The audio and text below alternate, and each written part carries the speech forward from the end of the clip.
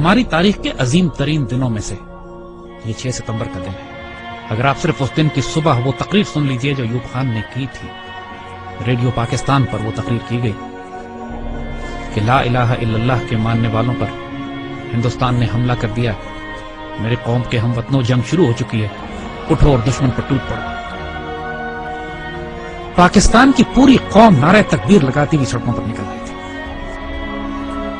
ہندوستان نے 6 ستمبر کی صبح فجر سے کچھ پہلے لاہور شہر پہ حملہ کیا اور ان کے جرنیل نے بھڑک ماری تھی کہ ہم 11 بجے تک لاہور جمخانہ میں بیٹھ کر شراب پیئیں گے اور بدماشی کی محفل سجائیں گے۔ دشمن کی طاقت کا بھی پہلے اندازہ کیجئے، دیکھیے دشمن 5 گنا بڑا تھا آپ سے، اور اچانک اتنا بڑا حملہ کرتا ہے جس کے اندر ایک ایک حملے میں 500 ٹینک استعمال کیے جاتے ہیں، تقریباً 500 ٹینک لاہور میں، 500 ٹینک کے قریب سیالکوٹ کے اوپر جب حملہ ہوتا ہے، اور یہ دونوں سرحدی شہر ہیں ہمارے۔ اور حال یہ تھا کہ Pakistan was totally caught by surprise. آپ کو واقعہ بتاتے ہیں، واقعات اگر آپ سنیں تو اس سے آپ کو اندازہ ہوگا کہ یہ 65 کی لڑائی کا یہ واقعہ 6 ستمبر کو کیوں ہم اتنی رومانٹک طریقے سے، اتنی محبت اور اتنی پیار سے، ایموشن سے، جذبات سے کیوں یاد کرتے ہیں۔ ایئر چیف نے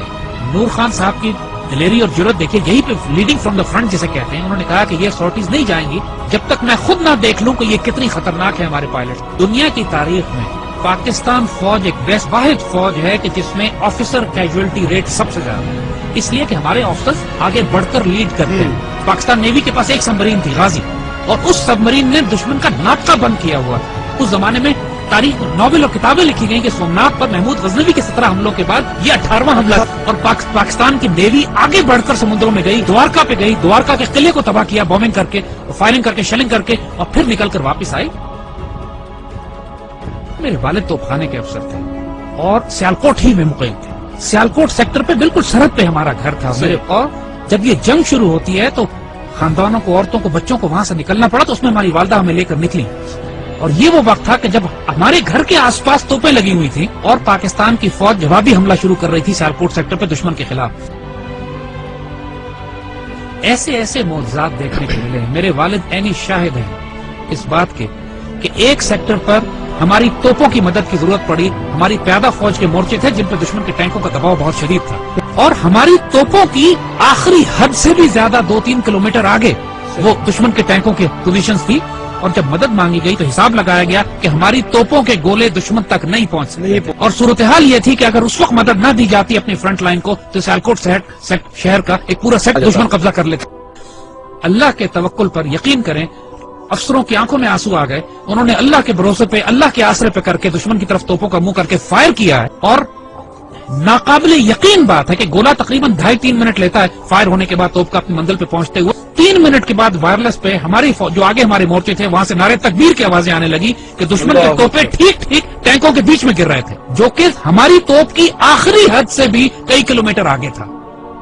نہ اس سے پہلے کبھی توپ نے اتنا دور فائر کیا، نہ اس کے بعد کبھی اتنا دور فائر کیا۔ اس موقع پر جب ضرورت تھی تو اللہ کی طرف سے تائید آئی۔ ہزاروں واقعات ایسے ہیں، یہ باتیں بزرگوں نے کتابوں میں بھی لکھی ہیں، آپ ممتاز مفتی کی کتابیں اٹھا کے دیکھ لیجئے، الگ نگری دیکھیے، تلاش دیکھیے، اخبار میں اس زمانے کے تمام واقعات یہ چھپے ہیں۔ جب 65 کی لڑائی شروع ہوئی،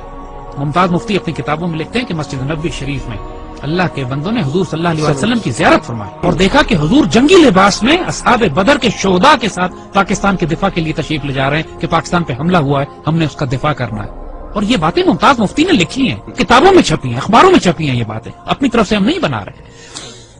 یہ باتیں کہ دشمن کے طیاروں ان کو ذمہ داری دی گئی کہ راوی کے پل پہ بمباری کرنی، وہ پائلٹ پکڑا گیا، جب اس سے پوچھا گیا کہ پل تو تمہارے سامنے تھا، تم نے بمباری کیوں نہیں کی؟ کہتے ہمیں کہا گیا تھا وہاں ایک پل ہے، مجھے 6 پل نظر آ رہے تھے۔ یہ باتیں دشمن کے سپاہیوں نے کہی ہیں جن کو گرفتار کیا گیا کہ وہ اپنی گھوڑوں والی فوج کون تھی جو سفید لباس میں تھی اور جس کی تلواروں سے شعلے نکلتے تھے۔ یہ دشمن کے پائلٹس نے یہ باتیں کہی ہیں کہ ہم بم گراتے تھے، 35-40 کے قریب بم پنڈی پہ گرے، صرف 5 بم پھٹے، وہ بھی ویرانے میں، باقی بم پھٹے نہیں۔ بزرگ کہتے ہیں کہ فضائے بدر پیدا کرو تو ملائکہ آج بھی مدد کے لیے نازل ہوں گے۔ جنگ بدر پہ ہوا تھا نا ایسا، لیکن اللہ تعالیٰ قرآن میں فرماتا ہے کہ میں نے پھر 1000 ملائکہ نازل کیے، اور یہ بات صرف 1400 سال پہلے پہ محدود نہیں ہے۔ جب بھی مسلمان اللہ رسول کے نام پر کھڑے ہوں گے اس پاک سرزمین کی حفاظت کے لیے تو اللہ کی تائید نصرت آئے گی۔ 65 سب سے خوبصورت مثال ہے ہمارے لیے۔ ہم ایک واقعہ سناتے ہیں کہ جو ہمارے بچوں نے کسی کتاب میں نہیں پڑھا ہوگا۔ جب لاہور پر حملہ کیا انڈین ڈویژنز نے تو انڈین جرنیل اپنے سپاہیوں کو یہ حوصلہ بڑھانے کے لیے کہہ رہے تھے کہ لاہور اب صرف 3 میل 4 میل دور رہ گیا، بس تمہاری آنکھوں کے سامنے تھوڑا سا آگے بڑھو، اور لاہور تمہارے قبضے میں مزاحمت شدید ہو رہی تھی، اور پاکستان کے جوانوں نے اپنے آپ کو دشمن کے ٹینکوں کے سامنے ڈال دیا تھا روکنے کے لیے۔ اس کیفیت میں لاہور تقریباً 14 میل دور تھا۔ تو وائرلیس پہ جب ہمارے جوانوں نے، ایک افسر نے یہ سنا کہ دشمن کا جنرل اپنے سپاہیوں سے یہ کہہ رہا ہے کہ صرف 3 یا 4 میل دور لاہور رہ گیا، اور اس وقت لاہور 14 میل تھا۔ اس وقت اس افسر نے، ہمارا وہ زخمی افسر نے اپنے مورچے سے نکلا ہے، سڑک کے کنارے جو کتبہ لگا ہوا تھا جس پر لکھا تھا لاہور 14 میل، اس پر اس کو کھڑا ہے وہاں سے، اور اس کو انڈیا کی طرف لے کر گیا ہے آگے، مزید 2 فرلانگ آگے، اور وہاں پر اس نے لگایا ہے اور اپنے خون سے اس پر نقطہ لگا کے 0.2 ایڈ کیا ہے اور لکھا ہے 14.2 بلڈی مائلز۔ 14.2 بلڈی مائلز تھا لاہور، دشمن اس کو پار نہیں کر سکا۔